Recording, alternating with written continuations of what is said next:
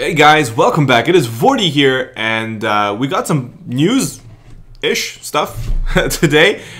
We had the update that happened last night, this morning. We got some new information going on about the events that are coming along. We got the King's Glaive boss, or trial, or however you want to kind of propose that. But yeah, we got that stuff going live, and as well as we got some news about the Halloween event. So you guys probably have noticed all the spooky stuff you're seeing on screen right now, where you got the tombstone and all that stuff. I kind of mentioned a little bit of that earlier in my video when I was talking about the King's Glaive event as well. But I'm trying to break apart the video so they're kind of structured per like a theme rather than trying to clump them all together. So essentially what I'm going to talk about in this video is going to be the Halloween units. And then I also made another video where I've already talked about the event. But I'll probably publish this one first, so you guys probably won't realize it anyway. So I'm not really know what I'm telling you. But full transparency, okay guys? So I'm letting you know what's going on. This will come out first. We'll talk about the units and stuff. So by the time you guys see this go up, it's probably gonna be late tonight and maybe early tomorrow when the event actually goes live, and you'll get to kind of hear what I think about those units. Overall, the units all are spectacular as far as their sprites go. Usefulness and stuff like that is something that's still debatable based on future and what's gonna happen in the future. So we'll have to see. My advice, as you guys will hear kind of near the end of the video anyways, but kind of like a little hint, is going to be that trying to get at least one of each character would be fantastic. Not considering the 5-star, so don't get it that way. The 5-star, in my opinion, as of right now, just looking at her, just base value of what we see from the pictures is she's not really super crazy, and her trust mastery is a little bit limiting because it's the spear. But obviously, as meta changes and evolves, that unit or that trust mastery from a unit is going to become more interesting and more powerful. And the more we actually get to use this unit, we're going to have a little bit more interesting stuff about it. So let's kind of just move along, all right? All right, now, moving along over to what you guys probably want to talk about. Whoa. The Halloween event. The Halloween event is going to be badass. So let's look at the summon actually first. So Halloween event. If you guys watched the video, if you haven't, you should definitely check out Final Fantasy Brave Exorcist's official YouTube channel. They do talk about it a little bit, as well as... Actually, no, that's pretty much all they covered. They didn't really cover anything super new. Literally what we got today in the update is what they covered. It was like 3 days ago the video came out. So by looking at it here, you get the Illusionist Nicole, Grim Lord Sakura, and Pirate Jake. And then we get a return character from the previous Halloween event, which is Black Cat Lid. Alright, so just by looking at these characters right off the bat, the character that's got me most interested is going to be Illusionist Nicole. Based on the abilities I've kind of heard, he's kind of the character I would really like. He's got this ability to cast a spell on a unit that will now allow them to do AoE cover. Oh man, it's crazy. I think he was the one who does the AoE cover, or is it Jake, or is it Black Cat Lid? One of them does this crazy ability. We'll take a look. So jumping in, so the 5-star base going to 6-star. Unlike last year's event, this year's event only has one 5-star. We don't see Rain and Laswell returning as 5-star bases, unfortunately. I would have really liked it because back then I wasn't actually like rolling on those characters really hard because I didn't see the value of them. But now that I think about it, I probably should have pulled hard on them because of their trust masteries, and it would have been really nice to kind of try it again. But looking at the Grim Lord Sakura here, she's a Grim Lord. She is going to be death in the sense. Overall stats, high magic, obviously it's Sakura. Hit points is kind of low. Spirit is pretty good. MP is pretty good for what she's going to be doing. So overall, not that bad. I love her sprite there. She's got a little spider on her staff or her scythe or whatever. Got a little cobweb in the back there too. Very cool. Trust mastery is called Reaver. So while this looks like a really badass trust mastery, personally I'm not really sure how I feel about it just yet. It is very much designed for her. It's not an attacking weapon. It's designed for casters, right? So it's attack 33, which is kind of irrelevant. Magic 100, which is good for the casters. You get Spirit 36, which is not bad as well. You get a solid 666 hit points and 66 MP for wearing it, which is really nice. It's actually a really cool component to it. It does fire and dark elemental damage by having it on the one item. And it's a two-handed item, so you can't dual wield it or whatever. So when you get the two elements, very cool. By wearing it with Grim Lord Sakura, you will also get the limit burst gauge fill each turn during battle. So you get an increase for that, like tide, like the high tide or whatever. Overall, very interesting. I don't know, like I still feel a little bit weird about it because I'm not really sure how many more units out there that are very effective mages that you're going to be using that can utilize that magic because they can't wear spears, right? So it's kind of interesting. You might have to put equipped spear. So I don't know. I feel a little bit confused, but we're going to have to see really how people are utilizing this and a little bit more experience with it. If I do get her, then I'll try and kind of figure out how I'm going to use that. It's really an item designed just for her, really, to get the best effect. Some of the featured abilities is Grim Soul Barrage, Grim Eldritch Flames, and Grim Lord. So the first ability deals partially unmitigated magic damage to all enemies, which is pretty cool. Just by the name from it, looks really solid. Then you got the second one with the Eldritch Flames, fire and dark damage, and reduce fire and dark resistance for one enemy. Like, having this weapon and then doing all this and then meleeing with it, I guess. But I don't think this element actually is utilized on the cast of magic, so it kind of works with this, so it's interesting. So Grim Lord, use Grim skills twice in one turn. This is just like being able to use her abilities 2 times in a turn, which is great. So we'll have to really see how you can utilize this to make her do as much damage as possible, because these are all magic-based abilities. The next unit here is going to be Pirate Jake, very fitting.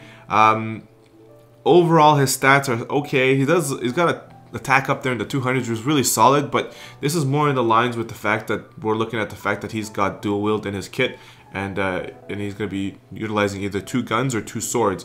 I'm pretty happy that they kind of made it that it's swords and guns. It's not just guns.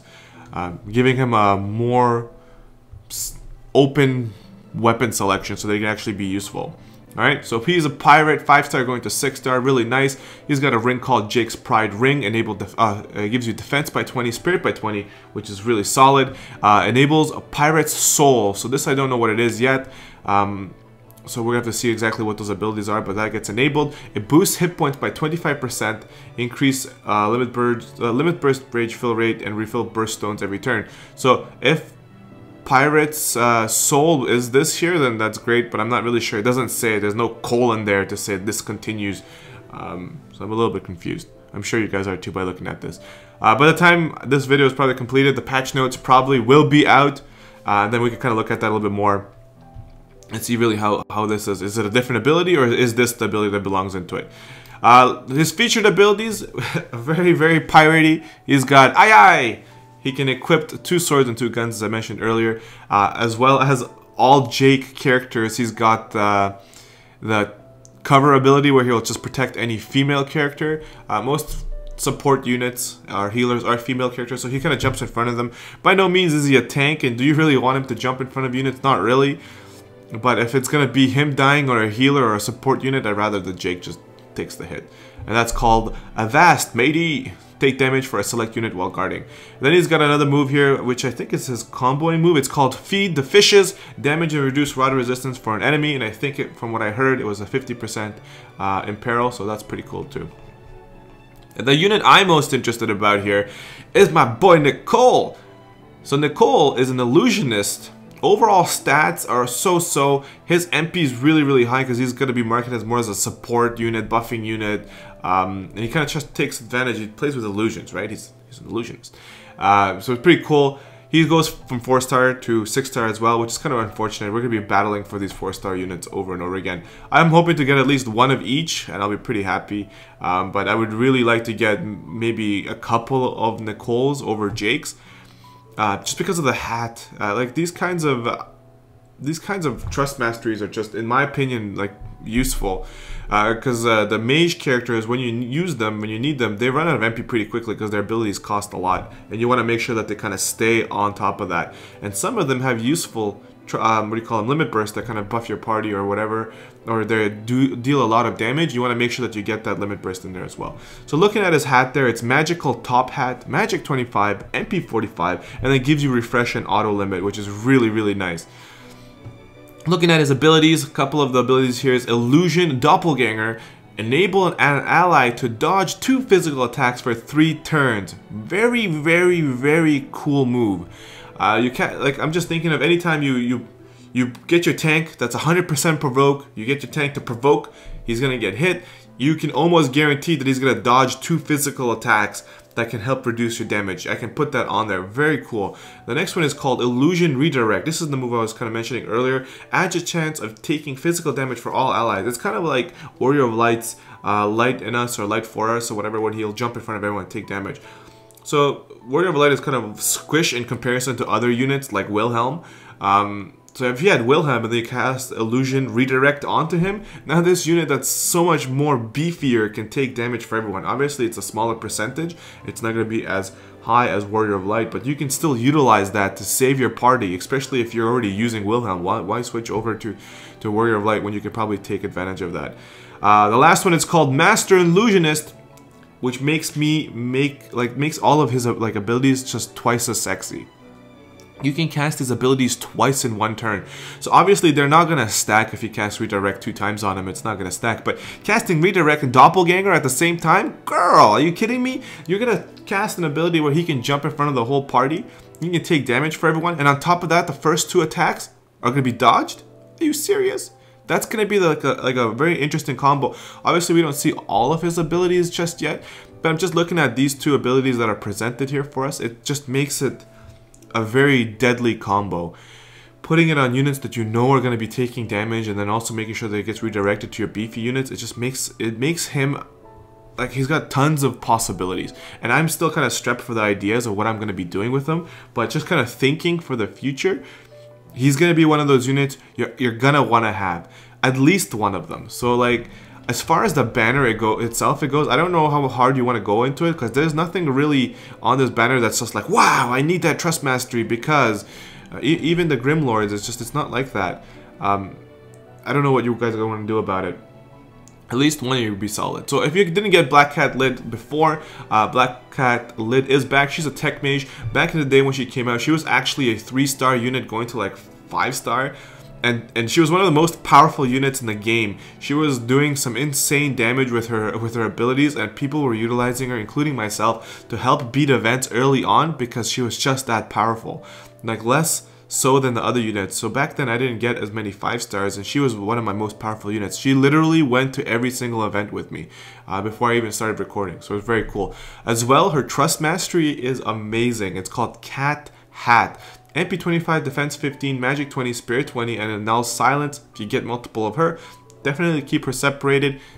Farm out her hat. You're going to need it. It's probably the best mage hat at that level. And then depending what you're trying to get out of it, you can replace it by the magic top hat if you do get Nicole Illusionist. But yeah, very, very, very nice item. Looking at her abilities, it's got Lucky Cat. Adds a chance of evading physical attacks and chance of escaping. This is a passive ability by her. Nature Protector. She boosts physical damage against demons, reapers, and machine monsters. Again, this is something that most of you probably are aware of. And then her ability that a lot of us were using, she summons this giant ass cat paw, like a cat paw hammer, and she smacks the person in the face with it. Very cool. It's called Ultimate Blow. Deals partially unmitigated damage to one enemy. A very, very, very cool, solid ability. And overall, these units are incredible. If you do get one of them, you should be very, very happy. Like I said, I'm going for Illusionist. If I get any of these other guys, I'm going to be pretty happy too. But Nicole is really the one I got a lot of hope for. Alright? So I'm going to cut the video here. I'll come back and talk about the Halloween event in a different video. I just don't want this to be too long. It's already 20 minutes.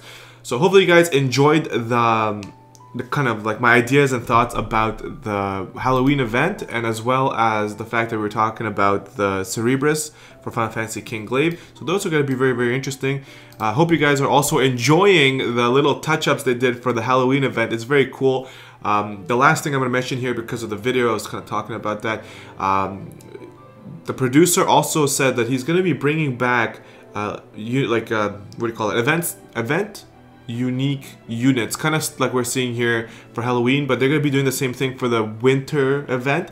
So expect to see stuff like White Knight Noel, or maybe new units to that event as well. So if you don't go too ham here, because if you like those special units, you're going to be getting a lot of them during Christmas time, and before you know it, Christmas is going to be around the corner. We're going to be seeing that. And if I remember correctly, that was like an event that lasted more than 2 weeks. I think it was like 3 weeks. It was like one of the longer events we had because of Christmas and stuff, so they kind of made it longer, and there was a lot more stuff going around that. So just keep that in mind. Alright guys, thank you so much for sticking around. If you enjoyed the content, hit that like and subscribe button. Stick around for future content. Let me know in the comment section below, who are you going to be pulling for, and let me know why. Because if you know exactly why I'm picking going for Nicole pretty hard, I want to know what you guys are going for. Did I miss a different concept from a different unit that might actually be useful? Let me know in the comment section below. I'm all ears about this because these are limited units. Once the event ends, they're gone. So I want to make sure that I am pulling on these units so I don't lose out.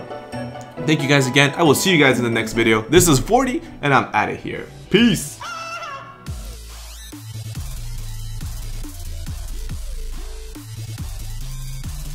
I saw it.